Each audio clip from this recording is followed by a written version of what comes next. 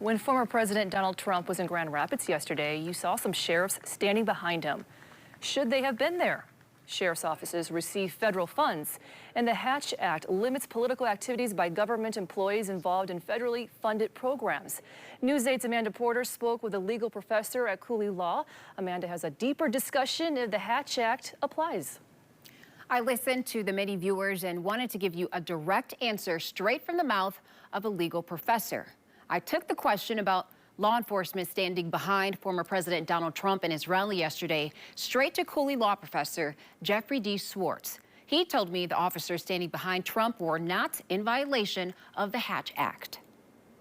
Were these law enforcement officials standing behind former President Donald Trump at his rally in violation of the Hatch Act? Many watching wanted to know. So I interviewed Cooley Law professor Jeffrey D. Swartz, who says there are a couple issues to consider. Number one was if they were law enforcement that were regular street cops or detectives on duty for Donald Trump's protection detail.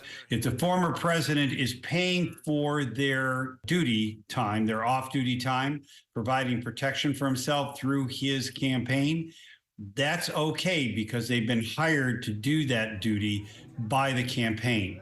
Secondly, Swartz explained about regular law enforcement officers sitting in the crowd behind Trump. That does create a problem under the Hatch Act because every single law enforcement agency in this country receives federal funds. So the issue is whether they, as the ultimate recipient, for example, their tools and or their weapons, whatever they may be, are paid for by the federal government. You have to look to see whether the person who's in charge of the disbursement of federal funds is there. If that person is there, then it really is a problem. Van Buren County Sheriff Dan Abbott and Allegan County Sheriff Frank Baker were both at the news conference. Elected officials like sheriffs, Swartz says, are exempt. Thank you.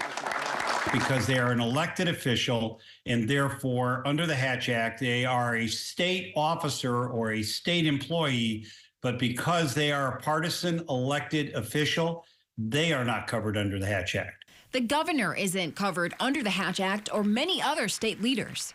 Lieutenant governor, the attorney general are all not covered under the Hatch Act. Some other office holders may be, if they are involved in, again, receiving federal funds or dispersing federal funds. There are other state officials who were also exempt under the Hatch Act.